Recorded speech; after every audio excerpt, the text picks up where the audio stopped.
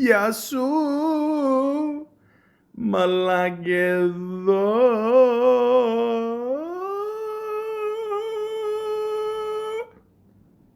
Welcome to the Malaka podcast.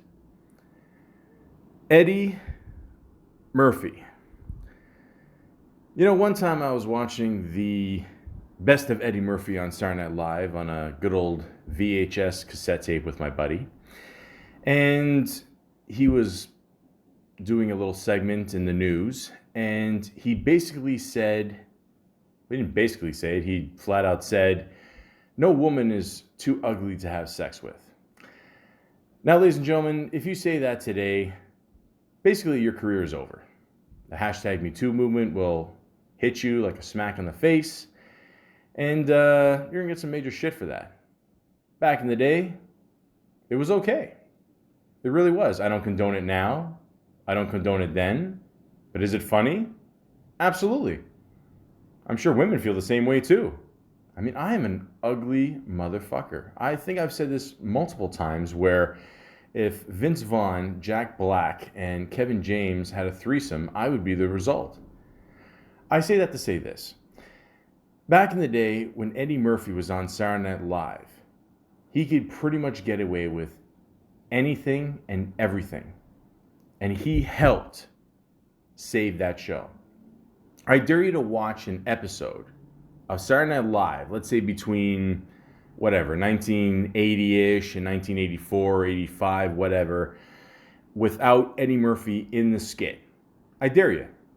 Go ahead, I'll wait. If you want to pause it for a bit, that's cool. I get it. I got time to kill. Only a few people listen to this podcast. I don't care. But it's just not worth watching. And I get it. There were funny people. I'm not dissing the people that were involved in that show. I believe Lorne Michaels did not produce the Eddie Murphy years, but he saved the show.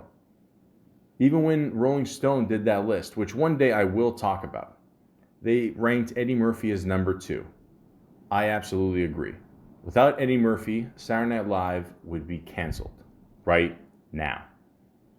And although a lot of people didn't like his kind of comeback he did on the 40th anniversary special there, a lot of people say he froze and he didn't know what to do, whatever. And the rumor I heard was that they wanted Eddie Murphy to be Bill Cosby at the end of the Celebrity Jeopardy sketch. They wanted him to end the beautiful Will Ferrell, Daryl Hammond sketch. But it never happened.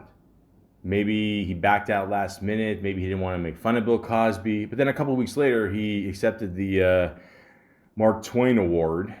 And, he made fun of him then. So it's like, well, why didn't you do that on Saturday Night Live? I don't know. But listen, I'm not here to nitpick. Eddie Murphy's got nothing else to prove in his career. He could retire right now, and people can look back and say, holy shit, this guy has created some of the best shit on film. Some comedy classics. But how did Eddie Murphy get to this point? Good old Wikipedia's here, save the day, the free encyclopedia. Thank you for your help, as always. Do I want to give donations now? No, I'm okay, I'm good. Edward Regan Murphy, born April 3rd, 1961, is an American actor, comedian, and singer. Murphy was a regular cast member on Saturday Night Live from 1980 to 1984.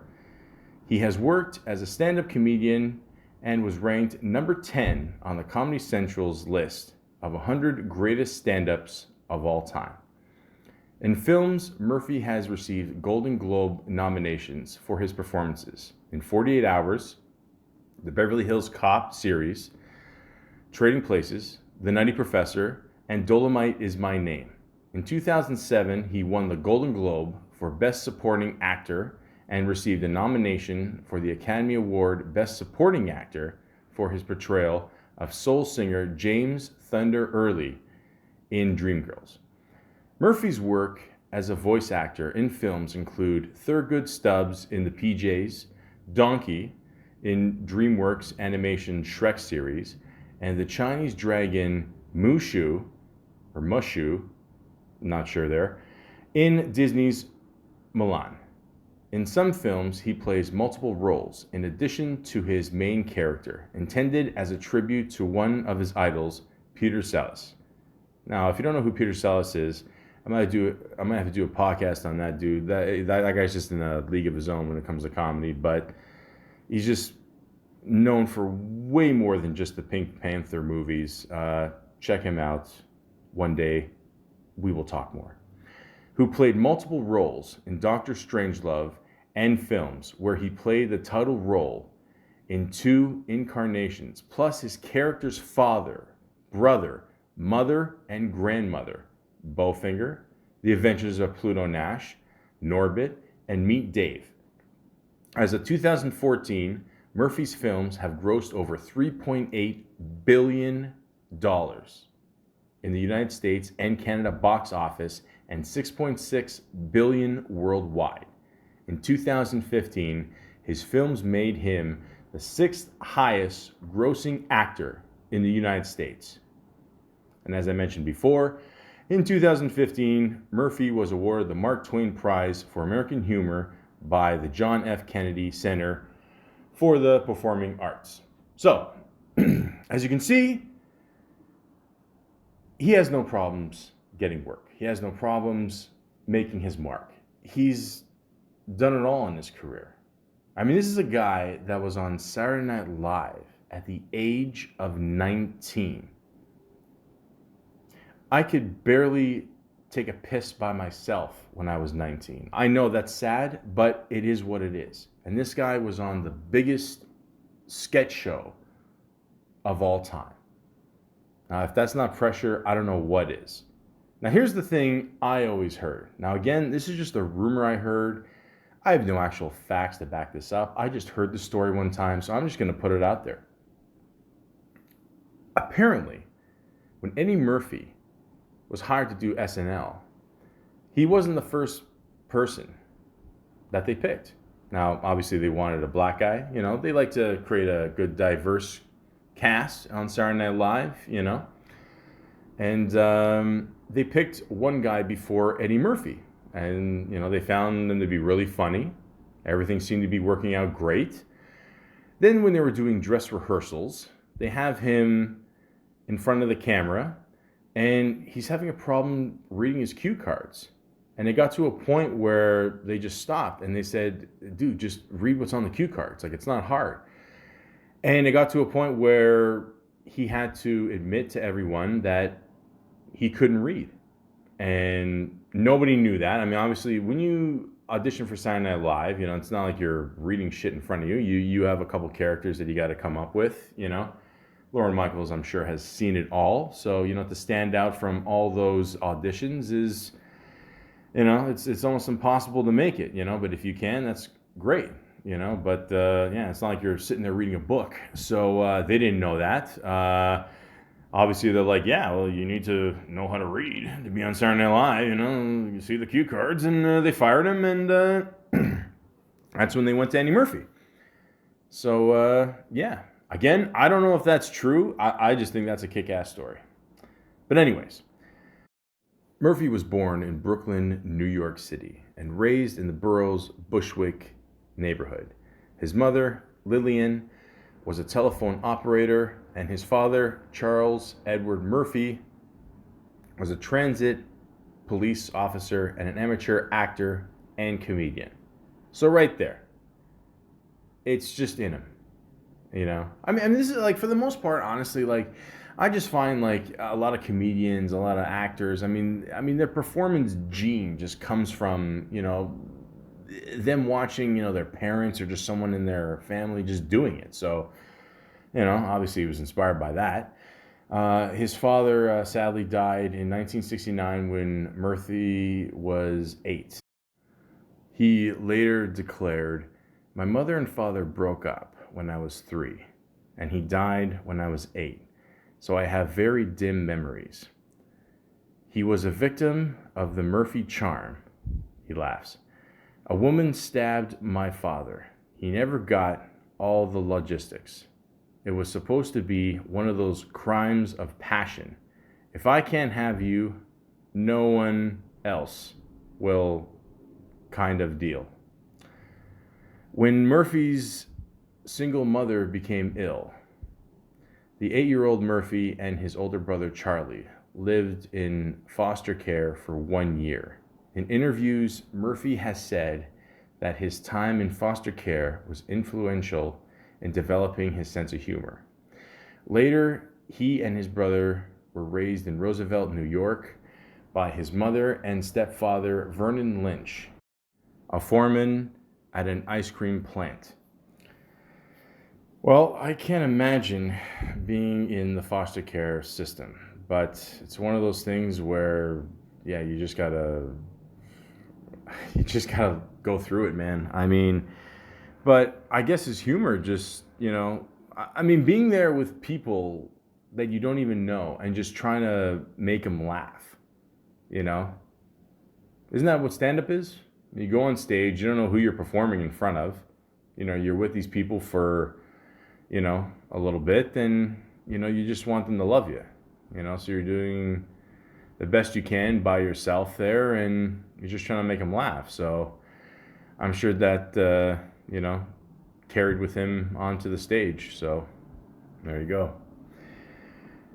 When Murphy was 15, he listened to Richard Pryor's comedy album, that, you know what word it is, Crazy, which inspired his decision to become a comedian. As a kid, Murphy developed playing multiple characters in imitation of his acting hero, Peter Sellers, as we mentioned before. You guys got to check out this guy. This guy's just check him out. Other early influences included Bill Cosby, Red Fox, and Robin Williams. On July 9th, 1976, the date with which Murphy marks the beginning of his career, he performed in a talent show at the Roosevelt Youth Center, doing an impression of the singer Al Green, as Green's song Let's Stay Together played. Beautiful song. I wish back then somebody taped it. I would love to see that shit. But anyways, this led to work at other clubs within walking distance, and then late night jobs at locations that required him to commute by train. To do this, he secretly skipped school, and after his mother discovered this at the end of his senior year, he was required to attend summer school. Fuck, I hated summer school. But at the same time, this guy was just doing what he loved, and yeah, it's pretty obvious. I mean, school is not meant for this guy. I mean, school is not meant for a lot of people. I've always said this. School is almost like a babysitter to a certain point, and then you realize, yeah, you know what? I don't need a babysitter anymore. I can take care of my own shit. So, clearly he, did his own thing, and of course, that led to one of the most classic stand-ups of all time, Delirious. Now, Delirious, again, if you look at all the content, I'm not even going to talk about what he talked about. Not even because I'm afraid to get in shit. I mean, a little bit I am. Already got enough shit in my life here by doing this podcast. But anyways, I mean, like, a lot of these jokes you could not say today. And they even asked him, recently, do you regret saying any of these jokes? He said no. And he shouldn't. I'm glad he said that. I mean, it was just the time. It really was, And I get it. We live in a very PC world. You can't say these things. All I can say is this. If any guy rocked purple leather as good as Eddie Murphy did, you can pretty much get away with any shit you want. I've always said this with stand-up comedians. I mean, for the most part, it's either you dress, like you give a shit, or you clearly don't give a shit. And Eddie Murphy, I can't remember anyone having that distinctive costume growing up. It was almost like he wanted to be like a superhero, and just stand out and have his own costume. Like even in Raw, like he was just all red, raw red. And there you go. I mean, he just stood out. I'm sure he did that on purpose. Kind of like the whole rock star era, like of the 80s, guys like Sam Kinison, Andrew Dice Clay. I mean, these guys were just rock stars. I mean, like in the 80s, if you're a comedian, you filled up like, forums. Like it says here, he filled up Madison Square Garden in New York City. I mean, like it's insane, And then the first one, Delirious, was done in Washington D.C. and it was filmed there into a movie, and a lot of people film their shit, but I mean, this was just like a huge event. I mean, it's crazy, man. I mean, like one of my favorite moments in that were like he just says something in the crowd, whatever, and like the lady says something, and then the guy just yells out, "Shut up, bitch!" And for years, I didn't even know that was Charlie Murphy. Now, if you guys know who Charlie Murphy is Eddie Murphy's brother. Probably most known for doing skits on the Chappelle Show. I mean, he's responsible for the classic Rick James skit. If you've never seen that, you got to see that. I mean, it was just it took up a whole episode, and well deserved. Also, check out Charlie Murphy in a movie called Moving Day. Now, a lot of people probably have never heard of this movie. It's a movie done by the same guys who do Trailer Park Boys. It stars Will Sasso. Again, the movie itself, it's okay. I'm not gonna lie, it's nothing classic or anything like that. But it really showed like Charlie Murphy could play like a serious role, and like the whole point of the movie was like he was just he worked for a moving company with Will Sasso there, and he's just trying to like school him along and all that. And like it really like I mean, there's one scene where they're just like eating dinner or whatever, and he showed a lot of heart, man. Honestly, like and. I'm just saying, like, check that out. Rest in peace, Charlie Murphy, man. We miss you. And I also heard another crazy story about Charlie Murphy. Like when he found out he was about to go on stage to do some stand up, and like he found out his wife passed away just before he went on stage, or I don't know if that's true. But then he was able to perform after, and I'm like.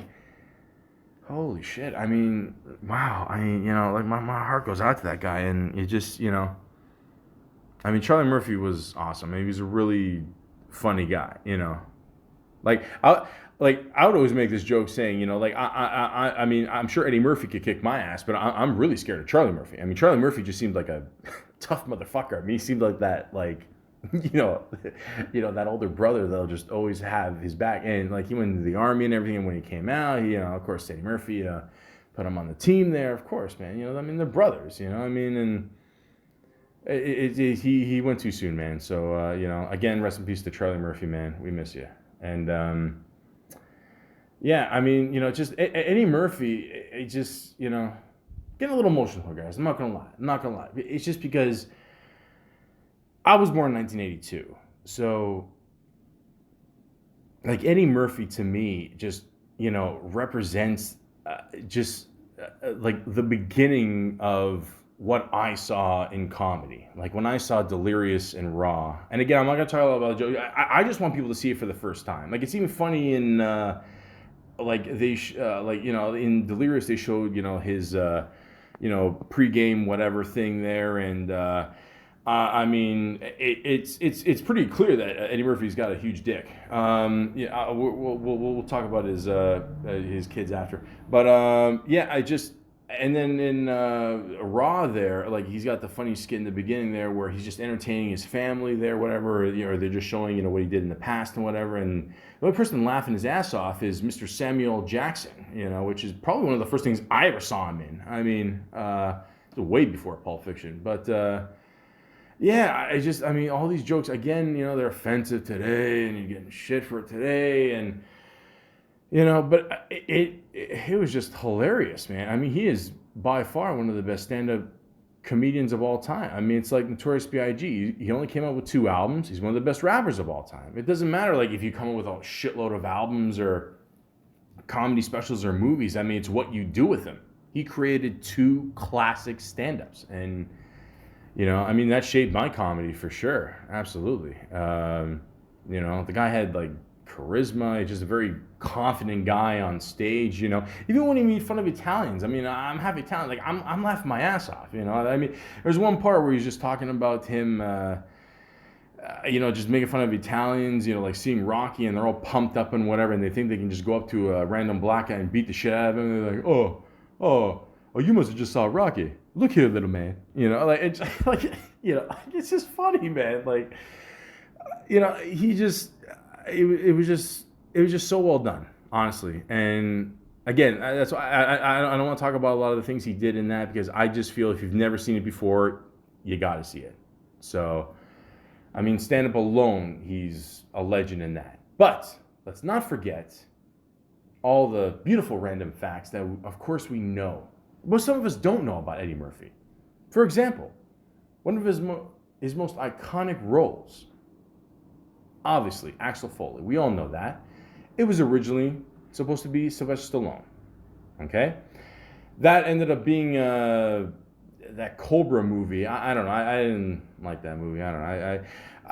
I heard they took out like a half hour out of it to make it from R-rated to PG. Apparently, I think at one point it had like an NC-17 rating. I didn't, whatever. The point is, Eddie Murphy ended up doing Beverly Hills Cop. We all know that. The rest is history there.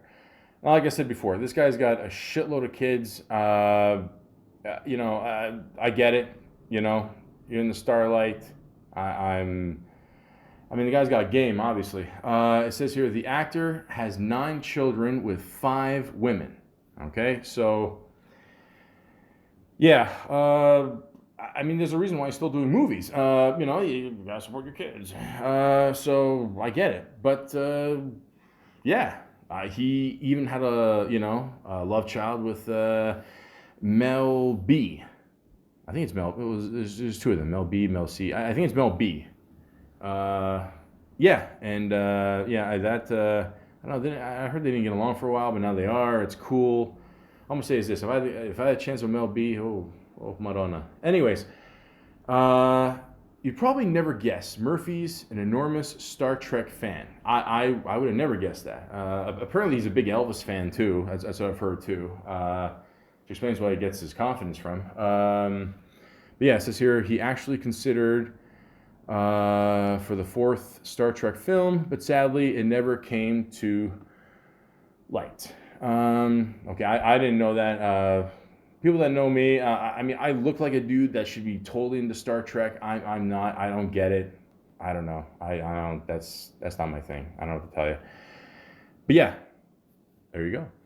Not only is Murphy talented in front of the camera, but he's also a skilled musician. In the early 80s, Murphy had a song titled Party All the Time, which he did with Rick James. I have covered this track twice in karaoke nights. This is a great song. I still listen to the song. I fucking love it. I don't give a shit what anybody says. I've always had this theory, though, about the song. And just bear with me for a sec. There's a point in the song where, he's just kind of mumbling or whatever. He's going, ooh. I think that has something to do with going down on women. Now, again, I that's just my theory. That's just my sick logic. I don't know if it's true. I still say to this day, every song that has ever been created in history has to do with sex. I'm just saying. Just throwing that out there. But he also did a good song with Snoop Dogg called Red Light a couple years ago. I liked it. That was good. The one song he did with Michael Jackson, I'm not going to lie. Love Michael Jackson. Love Eddie Murphy. Horrible song. I'm sorry. I don't know. Like, the song starts off with this weird thing. I don't know. The elephant is dying. I'm like, dude, you lost me. So, but those 2 tracks I like. So, there you go. Ever since a child, Murphy was a neat freak. He's admitted to constantly washing his hands and taking several showers a day.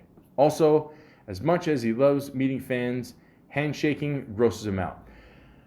I wanted to mention this before when I said he was born April 3rd. That means he's an Aries. I wash my hands constantly too. I don't know if it's an Aries thing or a germaphobe thing. Eddie, I get it, man. Even to this day, at worst case, I like to fist pump people, make sure I got my gloves on if I handshake somebody. Again, I don't know if he goes that far. I'm really sounding nuts here. The point is, I don't blame him. I don't blame him. And again, like I always think, so a lot of these stars too, like they use meet and greets, and God only knows how many hands are they shaking, and they're gonna get sick, and you got to think of the next project. I mean, if you're out with the flu for whatever 1 to 2 weeks, then you're screwing up production, and it's a whole thing there. So, props to Eddie Murphy. Anyways, Murphy was a solid fit for Saturday Night Live, But it took a lot of work to get there. He actually had to audition 6 times before they gave him the green light. Once on board, he was one of the most beloved members. No shit. Gumby, Mr. Robinson's Neighborhood. Be somebody. Be a hoe. Hot tub, the hot tub thing with James Brown. Oh, fuck, sorry, man, I'm flustered here because I'm just thinking of all these great kick-ass characters he did. One of my favorite characters he did, and probably one of my favorite skits of all time, is basically when he dressed up as a white guy. I mean, they call it a digital short or short, whatever. I mean, just watch it. I mean, like, you know, I just love the part where he's talking to his buddy there, and like he's just studying white people, and he just goes, okay, you see how they walk and like their butts are just high and they're all clinched. You know, I love that, every detail. Eddie Murphy, you can make fun of white people all you want. Please, you have a pass forever, man. We love you. We love you. That is an awesome skit. Check it out when you get a chance. Acting in one starring role in a film is difficult, but several? Again, we talked about this before. Multiple roles he's done, but he'll do multiple characters in his movies. Somebody once said that when you put a comedian or a comedic actor and you put a mask on him, makeup or whatever, it almost gives him like a superpower, like an invincibility cloak or cloth or whatever the fuck they call it. And they get away with more shit. I always use this example, like Will Ferrell with being Ron Burgundy. And it's like he's totally in disguise with the hair, the mustache, even different voice, different attitude. The same thing with Eddie Murphy. I mean, Eddie Murphy and the Clumps. I mean, yeah, okay, like I get it. It's a silly movie. But the best scenes are with the family. And like he even admitted when he did the brother character, that's his brother, Charlie Murphy. He's doing, you know, the mother, the father, the grandma. It's fucking hilarious. It's silly, but it's funny silly. It just works, you know. And you can see when they made the second movie, they included way more stuff about the family because they knew it worked, you know. So again, like Eddie Murphy's just a multi-talented guy. I mean, you know, why hire more people when you don't have to? When you got one Eddie Murphy, you're good. That's it. Although Eddie and his brother Charlie grew up in the same household, they traveled many different paths when they were young. Eddie was enthralled with show business and acting, while his brother had a trouble-making streak in him and spent some time in jail. Yes, we do know that, but again, I mean, you know, again, I'm an only child. Like, I don't know what it's like to have a brother or sister or...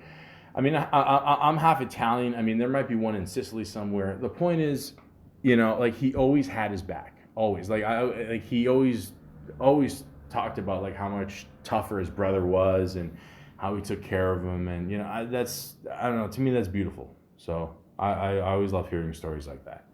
Now, there were several film roles Murphy was asked to play, but for whatever reason, he turned them down.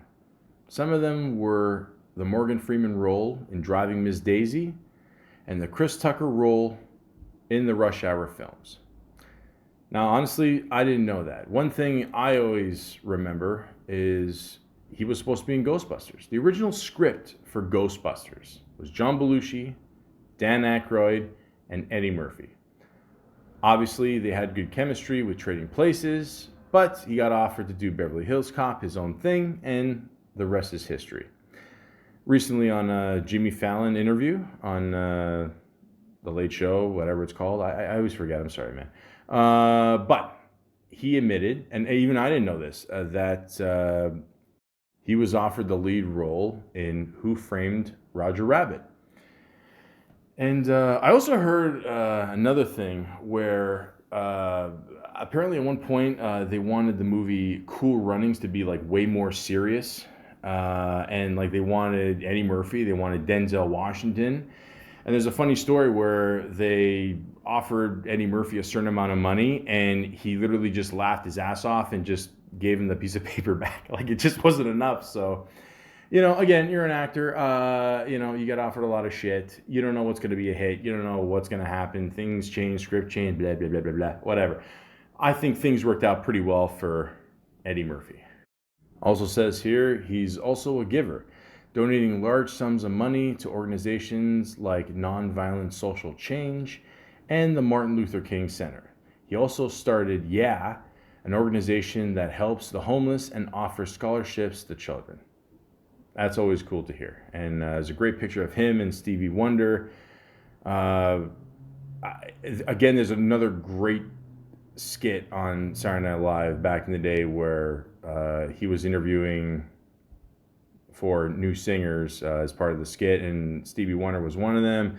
Starts off all shit, and then he just sings beautifully at the end. And then during it, Eddie Murphy's doing a great impersonation of Stevie Wonder. And of course, Stevie Wonder makes him laugh during the skit. I highly recommend you try to find that skit. That's also a classic. I mean, pretty much everything Eddie Murphy did on Saturday Night Live was classic. I mean, at one point, there was an episode where someone couldn't host or something, and he filled in as the host while he was a cast member there. I gotta check out that episode. But anyways, yeah. I mean, can Eddie Murphy do any wrong? Okay, yeah. Well, we haven't gotten to the movies yet, but okay. Anyways. The legendary comedian Red Fox was one of Murphy's biggest influences growing up. When Murphy discovered Fox's family had almost no money to pay for his funeral services, Murphy financed the entire thing. Beautiful, man. I love hearing that. I mean, Red Fox is one of my favorite comedians of all time. He's in my top 5, without a doubt. If you've never seen Sanford and Son, again, go pause the podcast. Check it out now. I don't mind. I'll wait. And yeah, I mean, Red Fox took care of a lot of people. I mean, that's why he did not have a lot of money, at the end of his career. And yeah, I mean, as I mentioned before, you love Richard Pryor as well. But I never knew this. This is that's pretty cool. He covered that. And also says here, Murphy's love life is complicated. He dated one of the Spice Girls, Melanie Brown, like I mentioned before, Mel B, but left her for a woman named Tracy Edmonds. They eventually split, and now Murphy is dating a model, Paige Butcher. Wow. Sorry, I got distracted there. Like I said, Eddie Murphy's not perfect. I mean, his taste in women are absolutely perfect. But I'm saying, more of the movies, and, he didn't do that many TV shows other than Saturday Night Live. But yeah, I mean, did for the most, you know what, let's just go on the list and we'll just, let's just break it down. So the first movie he ever did was in 1982. Again, the year was born. Thank you, God, for that lovely gift that year. 48 Hours. Now, a lot of people say that 48 Hours started the whole buddy cop or buddy comedy relationship. Many ways it did. I mean, you could look at earlier movies, in the 70s and all that, but I mean, this was a huge hit, and him and Nick Nolte going back and forth, racial slur after racial slur. Again, it was a different time, guys. It's funny, man. I don't know what to tell you. Fuck, I mean, again, you gotta tiptoe around this shit. But listen, this movie is classic. It's hilarious. What happened a year later, 1983, you got Trading Places. Now you got Eddie Murphy and Dan Aykroyd. Now, originally, this movie was supposed to be a Gene Wilder, Richard Pryor movie, which makes sense. I mean, you can see it in the script there. But again, these guys killed it. Aykroyd, to me, everyone knows that I think Aykroyd is a fucking god.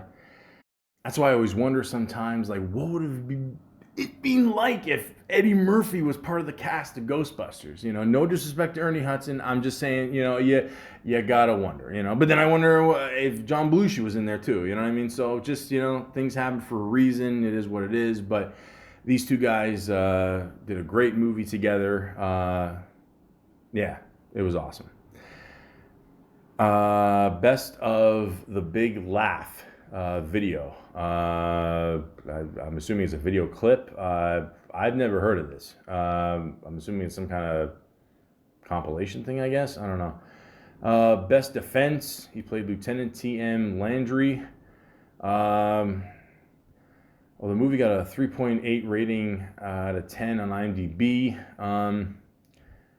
Again, guys, I've said this before and I'll say it again. When you look at a movie poster, sometimes you can just tell if it's going to be shit. I don't know what this movie's about. I've never heard of this movie. They got a drawn picture of Eddie Murphy on the thing there. I don't know, whatever. Okay, but the same year, 1984, he does Beverly Hills Cop. Now, like I said before, he chose not to do Ghostbusters, do his own thing. Again, I'm a big Ghostbuster fan, but can't blame him. He's got a chance to do his own things. Like I said before, it was supposed to be a Sylvester Stallone movie that never happened. Then it is a comedy. So again, this is a classic. Classic movie. Great cast of people too. Yeah. Again, I'm not saying much about these movies, guys, or I did say a lot about Saturday Night Live. I will admit that because I just can't help it. I gotta explode sometimes. And not a lot about the stand-up is because I want you guys to experience what I experienced when I first watched these movies. Like, I don't want to give a lot of shit away. I really don't. So far, I recommend 48 Hours, Trading Places, Beverly Hills Cop. All right? I'm going to help you guys out. Don't worry. That's why I'm here. That's why the Malakias is here. So, 1985, Eddie Murphy, Party All the Time. Party all the time, honey, all the time, honey, all the time. Thank you. Yeah. I mean, so at one point he was on the hit show, #1 show, #1 movie, and #1 in the music charts. I mean, the 80s were Eddie Murphy. I mean, in many ways, Eddie Murphy was, probably the funniest guy in the 80s. I mean, yeah. Then 1986 hit. Then The Golden Child came out. Oh, shit. The only thing I remember about this movie is, like, they did the whole digital thing with the Pepsi can moving. And again, this is Pepsi, putting in their 2 cents as advertising. And it wasn't a good movie. I'm sorry to say, man. I was not feeling this movie. Sorry. But 1987 hit. We got Beverly Hills Cop 2. A lot of people didn't like it. I loved it. I thought it was funny. I mean, is it as good as the first one? Obviously not. But I still like it. It's still a funny movie. If you like the first one, I think you'll like the second one. I don't see why you wouldn't. Coming to America. Ladies and gentlemen, I think Coming to America is one of the funniest films of all time. Not just one of Eddie Murphy's best, because he played Prince Hakeem, and I think he played 5, 6 other people, including an old Jewish man. This is a classic. This doesn't get any better than this. I mean, great one-liners. Just a great cast of people. Arsenio Hall. Even once again, Samuel Jackson is popping in again. So it's just a funny movie, man. Again, I don't want to give a lot away, but. The whole thing is he wants to find a wife, and he spins the globe, and, where does he find his queen? In Queens, New York. There you go. So, definitely check that one out for sure.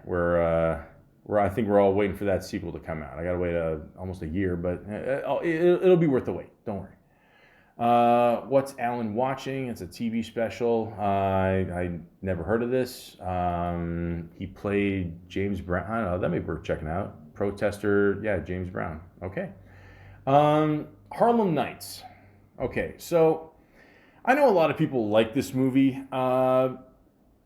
It has its moments. I'll just say that. I felt like again, I know Eddie Murphy's working with his, one of his comedy legends, Richard Pryor. We all know who Richard Pryor is. I'm not gonna, preach on that. I mean, I personally feel Richard Pryor is one of the best storytellers in comedy. I mean, when he's on stage, it's just, and that's why I love seeing Chris Rock do his thing, because it's very reminiscent of that. And but the movie itself is okay. I mean, the first 10, 15 minutes is really funny. There's a scene where he's fighting a woman in the back, and the woman. No. He's stepping on the woman's toe, and it's a weird back and forth there. But I mean, I don't know. The movie's okay. The movie's all right. I mean, I don't know what to tell you. It's okay. Another 48 hours. Um, it, yeah, this was a disappointment. I'm not gonna lie. I only say that because I mean, it was almost like a dumbed down version. The best thing I can say is like it's like when you watch the first Turtles movie. It's like awesome, and then the second one, it's still okay, but you could tell they just watered it down, they dumbed it down, and I just stick to the first one.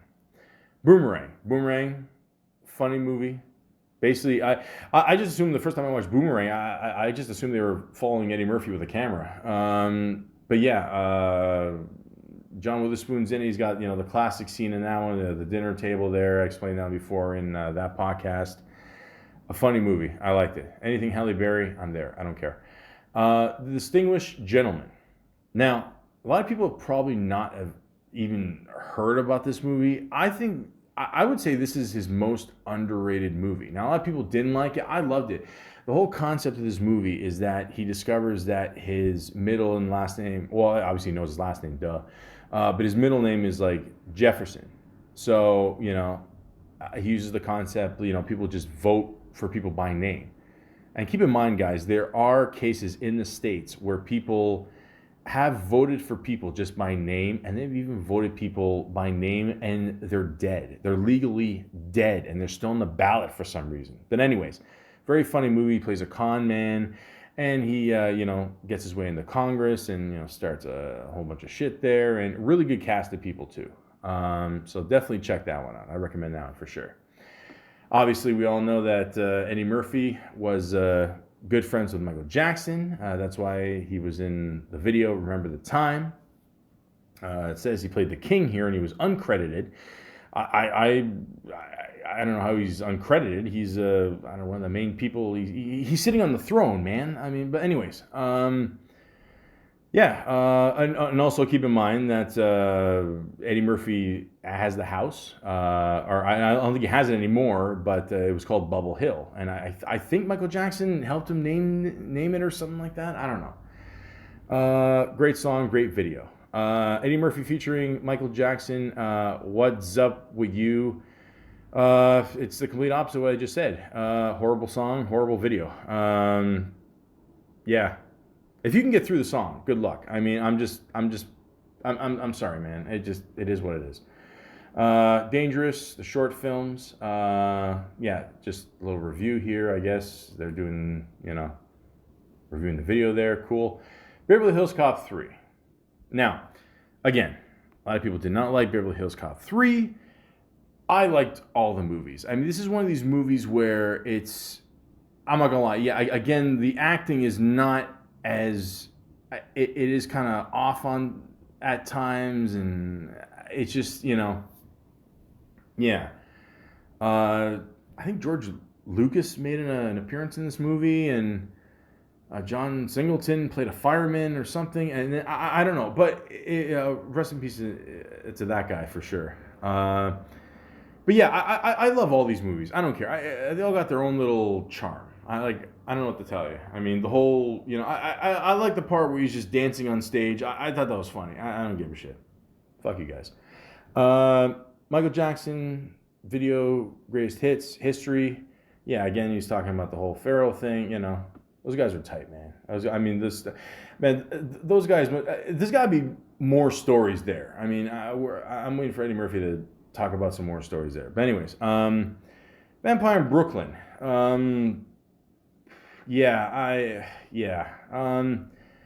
This is where, like the 80s were really good, Eddie Murphy, and the 90s, not so much. It's about a vampire in Brooklyn. It wasn't good, man. Sorry. But The Nutty Professor was all right. I like that one. It had its moments. That was the next movie. Played all these dudes, very talented, Metro. No, I was not a fan of that one. Sorry. Mulan. I never actually saw this movie. I'm not gonna lie. It does look funny the way it does the voice, I guess. More of a kids movie, I guess. But cool. Dr. Dolittle. I actually remember seeing this one in theaters with my buddy. I thought it was okay. I mean, wasn't anything legendary or nothing like that, but it was all right. Holy Man, played a guy named G. Guess what the G stands for? Again, is okay. You know, all right. Life with him and Martin Lawrence. I actually like this movie. This is a pretty good movie. A lot of people didn't like it. I liked it. I mean, was it like a comedy classic? No, but I mean, it had a really good cast of people. I liked it. Check it out. Bowfinger. I remember seeing in theaters too. I thought it was really funny. A lot of people. It's kind of like a mixed bag again. Like a lot of people liked it, a lot of people didn't like it. Got mixed reviews, but I mean, it was funny again. Like he's playing like kind of a nerdy version of himself, and I thought it was funny. I liked it. So there you go. Nutty Professor 2, The Clumps. Like I said before, they, there's a reason why the Clumps are in the title, because they want to involve them more into the movie. Great move, obviously, because the two scenes in the first one with the family were the classic scenes. So, you know what? Always give the people what they want, especially in comedy. I always say that. Shrek, comedy, cartoon classic, for sure. Him, Mike Myers, Cameron Diaz, John Lithgow, classic. I mean, they were saying before how he used to do impersonations of all these cartoons growing up, and yeah, it absolutely paid off. So yeah, very funny movie. The Shrek first one is definitely the best one, for sure. Dr. Dolittle 2, I never saw the second one, I'm not going to lie. I assume he's talking to more animals and still helping them. Shrek in the Swamp Karaoke Dance Party. Well, that just explains itself. The PJs. Now, the PJs only aired for a couple years, and it's a cartoon show based on Thurgood Orenthal Stubbs. Now, the way they did it was kind of like clay animation. It kind of reminded me of the California Raisins. And again, even back then, they were giving a shit for the whole stereotype content of the projects and the ghetto and all that. I just thought it was a funny show, man. Great soundtrack, by the way. If you can ever find the soundtrack, please tell me, because I can't. I saw the one with Jermaine Dupri, and they have a shitty version of the Yahoo video, and it's all staticky, and it's like you can tell the clip is from 1998 or something. But anyways, good soundtrack, good show. If you got a chance, check it out. Showtime. Yeah. Again, you think putting Eddie Murphy and Robert De Niro together would be good? Not so much. I wasn't feeling this one. Sorry, guys. The Adventures of Pluto Nash. I never saw it. I just, it's one of those movies where you just hear so many bad things about it, and you're just like, fuck it. And yeah, apparently this movie lost a lot of money too, like close to $100 million or something. Like, yeah. I Spy. I Spy was an old TV show. They made it into a movie. Who was it? Owen Wilson, whatever. Yeah. Yeah. It's funny about Owen Wilson. Like, you see him in Bottle Rocket, and like the guy's got a lot of potential. But then after that movie, he's played the same fucking guy in every movie. I don't know. Like, sometimes it works, sometimes it doesn't. But I don't know. This movie was just not good. I didn't like it. Daycare, never saw it. Didn't hear the best things about that one. Yeah, I don't know what to tell you. Shrek 4D. It's in 4D instead of 3D. Yeah. The Haunted Mansion. I saw a little bit of it. I wasn't, Shrek 2, again, good, but you can tell they, again, see, a lot of the adult jokes in these cartoons, they dumbed it down, they take them away. Still good, but not as good as the first one. Just saying. Father of the Bride. What? Oh, that's a Shrek thing. Okay, no, I never saw that. Far Away, Idol. Again, another Shrek. Wow, they really cashed in on this Shrek thing. Okay, now Dreamgirls. Now, he played James Thunder Early. Okay, he absolutely deserved the Best Supporting Actor award in this. Alan Arkin ended up winning it for Little Miss Sunshine. I got no disrespect against Alan Arkin, but Yeah, that the Academy fucked up that year for sure. And I even heard that Eddie Murphy left after the award uh, was done, and I don't know. I don't blame him. Like, I got to be honest with you. I mean, it was pretty obvious that year he should have won. So yeah, I mean, there's not much else to say about that. But definitely check that one out for sure. Norbit. Yeah. This might be, and after Golden Child, I'm saying this too. This might be the worst Eddie Murphy movie. Sorry to say that, but they try to do the whole clump thing with the fat suit, I guess, whatever, and I don't know. I did like Cat Williams and Eddie Griffin in this movie. I thought their scenes together were by far the funniest, but other than that, this movie is just, yeah, it's just bad, man. I'm sorry. And like even the way it ends in kind of a cartoon kind of, I don't know what the fuck to make of it. I'm sorry, man. Yeah, but it's no good. Shrek the Third, it's Shrek number 3. Still cashing in on that franchise. Why not? I've always said voiceover work is the easiest work to do, and you will get paid a nice little paycheck. Shrek the Halls. I assume it's a Christmas special. I never saw it. For Shrek. Meet Dave. I believe I saw this movie on an airplane, and I couldn't really make sense of this movie. It's something to do with like people in his brain or something controlling him or something. I didn't. I don't know. I wasn't a big fan of it. I'm not gonna lie. Imagine that. I never saw. I don't know. Didn't get the best rating either.